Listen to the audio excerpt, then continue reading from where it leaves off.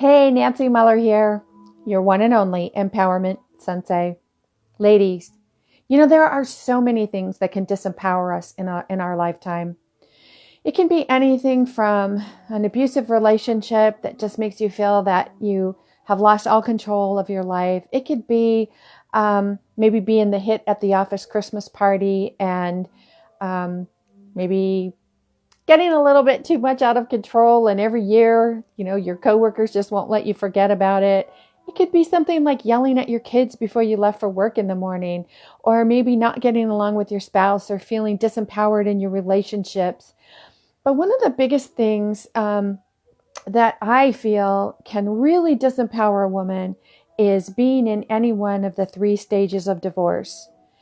The 3 stages of divorce are thinking about it, going through it, or trying to put it behind you. And if you're in any of the 3 stages of divorce, it can be a very disempowering place to be because you have all these emotions that come up: guilt, anger, remorse, frustration, depression, binge eating, lack of appetite. So many things come up that you really don't expect when you're going through a divorce.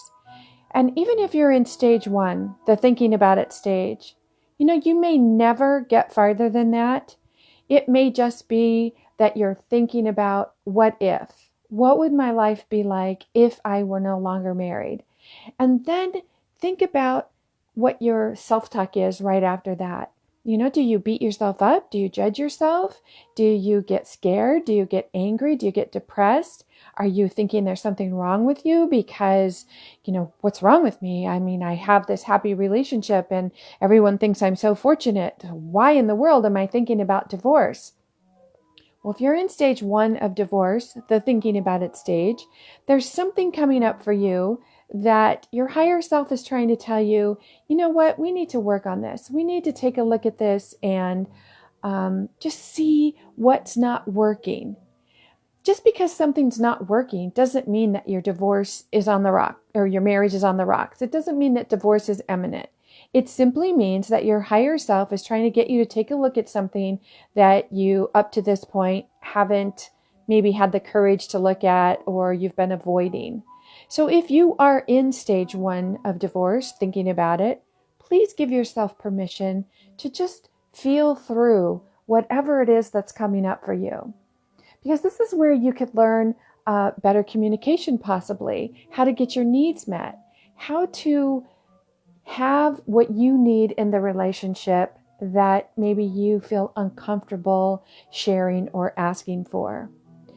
And then if it gets to stage 2, where you finally decide that you're going to file for divorce and you're going through the divorce process, you've gone to the courthouse, you've filed for divorce, and now you're sifting through mounds of paperwork and filling out endless forms. You're telling people that this is happening. Friends and family are judging, being supportive, taking sides. There's so much that goes on in stage 2. And with everything that you already are dealing with, having all of these added components to going through your divorce can be really, really disempowering. It can just make you second guess yourself, maybe doubt yourself. And then you keep asking yourself, is this what I really want? Is this what's really needs to happen? So when you're in stage 2 of divorce, and you have all of these feelings and emotions of self-doubt, maybe anger, frustration, maybe your soon-to-be ex-partner is not treating you well, maybe the divorce is not amicable. How are you taking your power back? How are you staying empowered during stage 2? Because it is possible, but not if you have beliefs to the contrary. And these beliefs could be that you're a bad person because you're getting divorced. This is never where you thought you would be. You were working really hard and you don't understand why it ended up this way. So if you're in stage 2 of divorce and wondering how you can possibly make it through the 6 months or longer that it's going to take to have the final divorce decree, you owe it to yourself to really examine your beliefs. What is it that you believe around divorce? Make a list and really be, open and honest with yourself about what you think of yourself in this stage. Do you think you're a bad person? Do you think you made a mistake? Do you think that the world is never going to forgive you? What is it that you're feeling? What's coming up for you? And pay attention to this self-talk, because this belief that is causing you the frustration, that's causing you to feel less than, that's causing you to feel disempowered, you can change that belief, but it's really not something that we look at because we believe what we believe, right? If somebody says to you, hey, you should challenge your beliefs, you would think, isn't that why it's called a belief? Because this is what I believe. So if you're feeling angst in stage 2 of divorce, make a list and really pay attention to all of the things that are coming up for you about who you believe you are and who you see when you look in the mirror. Then there's stage 3, the divorce is final. You're trying to put it behind you. You're trying to live life as a me instead of a we, trying to figure out how to go forward, breaking habits of being a couple and now being a single person, maybe how you're going to, be a single parent or start dating again. Again, there are many beliefs that are going to come up for you in stage 3. And a lot of these beliefs are based on fear, because this is a whole new territory for you. What am I going to do? Maybe you've never been financially responsible and now you have to be financially responsible. There are a lot of fears that come up, and all of these fears are based on your beliefs. So when you can dig down and really understand where your beliefs come from, who taught you that, why did you incorporate this belief into your mindset, into your subconscious thought process, that's when you can start the letting go process so that you are kinder to yourself.